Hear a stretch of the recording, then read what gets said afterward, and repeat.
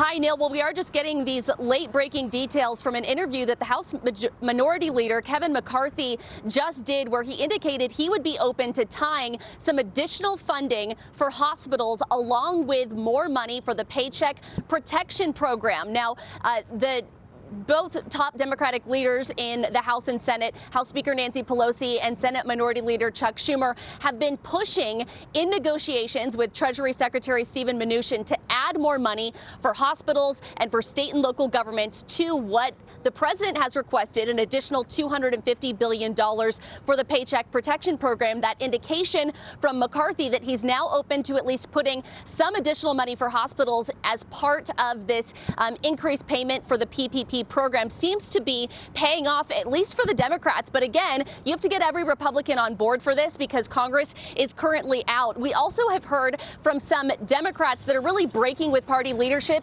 Two Democratic senators say they want to stop these drawn-out negotiations, and instead they just want to approve this $250 billion for a program that so far has helped 1.6 million small businesses.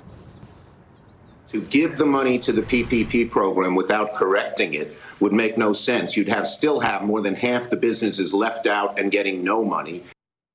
Senator Marco Rubio, who was key in drafting this program, said he's pushing back on the narrative that this money is not going equally to everyone and is favoring larger companies as opposed to small mom and pop shops. He says that right now 70% of the money has been going to those very small businesses. Most loans are about $150,000, Neil, which really means those are for businesses that have less than 30 employees making less than $30,000 a year. That's what the bulk of this is helping. But Rubio also points out a key fact here. Because the program has run out of money, over 800,000 small businesses are now in limbo. We talked to one of those small business owners who applied for the program essentially right when the applications opened up.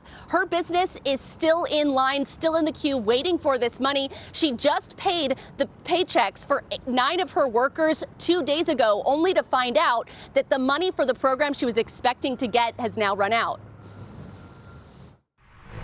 We're already 2 days in to the next pay period. In less than 15 days, I will be faced with this decision again.